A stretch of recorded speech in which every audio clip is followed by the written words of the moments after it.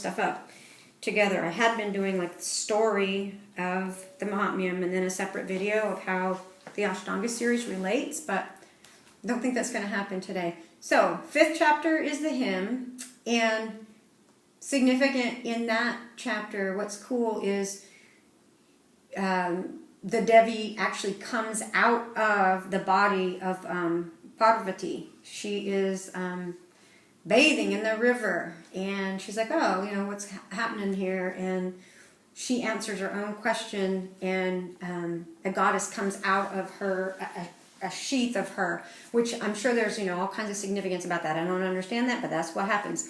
But anyway, it's kind of cool that it's a female, and she like manifests herself rather than God's, you know, like the male stuff doing, you know, summoning her or creating her. However, they do, all the gods give her all these things for the battle. They give her all of their weapons. They kind of like, I guess in a way, it's like they are like surrender to this goddess, right? And they're going to give her everything.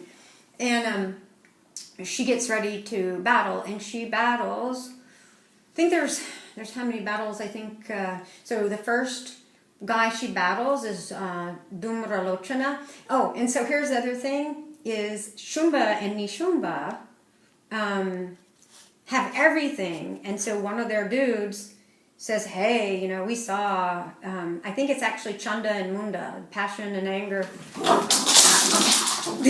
There is some passion and anger. Come here. So Shumba and Nishumba, I think, saw Kaushiki, saw the goddess come out of Parvati, and they went back and told Shumba and Nishumba, so Chanda and Munda saw her, and said, hey, you know, there's this really good-looking girl, and, you know, you ought to have her too, because you have everything. And so Shumba and Nishumba start sending people to get her. And one of the significant things about it is, like, he's like, just grab her by the hair and drag her here. If she, you know, if you can't convince her to come on her own, grab her by the head, grab her by the hair, and drag her ass on over.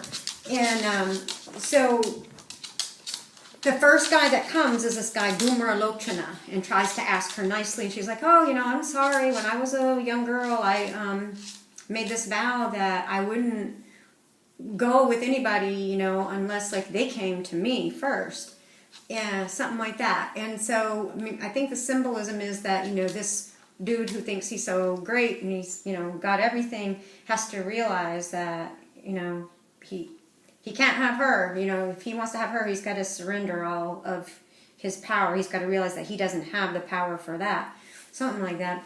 So anyway, Dhumralochana comes, and he is his name is translated like as sinful eyes, smoky eyes. So he is the clouded vision, like bad vision, you know, your vision's not right in all of us. That is where you think that everything that's happening in the world, like that your perspective is either happening to you or you're making it happen, that perception is wrong, you know. But so I guess like having a real self-centered perception of the world. And she takes care of him pretty quick. She takes care of him with a sound, this hum, and he's gone. So that is chapter 6. And I guess, I don't know where that one is, if that's like the backbends that are right after Viranchi. So you got Raja Kapotasana, Ekapada Raja Kapotasana, and then Raja Kapotasana, and then the Viparita Dandasana and Ekapada Viparita Dandasana. That whole section, I guess probably that is it. It's pretty short, and then there's a twist right after it, Parshva Bakasana. So that's probably chapter 6, where the Devi gets rid of clouded thinking, self-centered thinking, and then so 2 more guys get sent, Chanda and Munda, and they're, you know, like attraction and aversion again, and she gets rid of them too, and there's some details of this that I'm leaving out, but at any rate, she does get rid of both of them, and that's where she gets the name Chamunda. And then the next one, so that would be chapter 6, so 7 and 8 are going to be, or 7 is Chanda and Munda, getting rid of those guys. And then the next person that gets sent is Raktabija. That's my favorite name. And so I know that Raktabija in Advanced series, when your feet are running around your head, so that's Raktabija, and that's when she defeats Raktabija. Raktabija represents just incessant thought, that one thought feeds after another, and so the part of the goddess that gets rid of Raktabija is Kali. She's the one, she drinks the drops of blood. And so that's how she, finally does defeat Raktabija. Yes. So that would take us chapter 5. Chapter 6 was Dhumralochana, the self-centered thinking, view of the world, I amness, the egoity. I think these are what are those things? They parallel those things in the Yoga Sutras, and I know that there's 5 of them. The I amness, so that's the Dhumralochana, and then attraction and aversion, that's Chanda and Munda. The Raktabija, so he's like incessant thought. So that's 5. What's the hymn? 6 Dhumralochana. 7 is Chanda and Munda, and then 8 is Raktabija.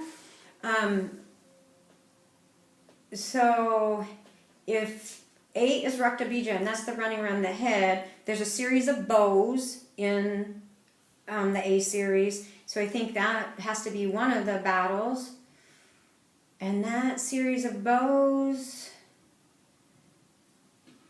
prior to that was the Parshvabhakasana, and then you do the bow, so that's got to be Chanda and Munda, those bows and arrows. So then there's not another battle until Raktabija, the running around the head, and then I know the last battles of Shumba and Nishumba, and they represent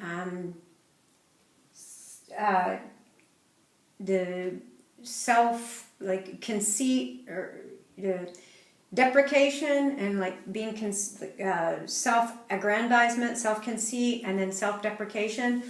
That final battle I know is in the beginning of B, the in-depth B series, when the lion, the Simhasana, because that's actually in that chapter. In chapter 9, I believe it's 9, it's either 9 or 10, because one of those is the battle with Shumba, and the other is Nishumba. I think Nishumba might be first and then Shumba, I can't remember. But anyway, the lion is roaring, and it's just like that. It's just like that in the B series. You do those roaring noises, and that flipping back and forth, the going in and out of Vrishikasana to Dhanurasana and back up, Urdhva Dhanurasana. That is the very last battle. And so then what's cool, and what I think a lot of people probably don't realize, is that at the end of the second in-depth series, so the B series, is very peaceful. Like everything gets to be very peaceful. And the only other thing I wanted to say about this one, because this is the one I know the least about, but I still wanted to say like the things that I know that match, is there's another set of Shalabhasanas in this, and it happens after we battle, so there's the hymn, after we battle sinful eyes, Dhumralochana, the self-conceited, like the self-centered perception, and then after we battle attraction and aversion, Chanda and Munda, then where those Shalabhasanas come in, you go inside one more layer. So I think that's to the causal body. And then the battles that are in there,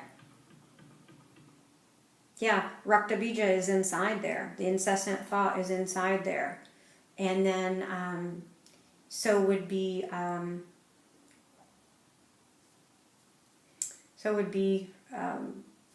Shumba and Nishumba. That's kind of interesting. But anyway, when those things are gone, then the end of the series is really, it feels very, very peaceful. And it seems like there was one other thing that I wanted to say about it, and I don't know what it was. Yeah, so I guess that's all I'm supposed to say about it. Yeah. Oh my God, I thought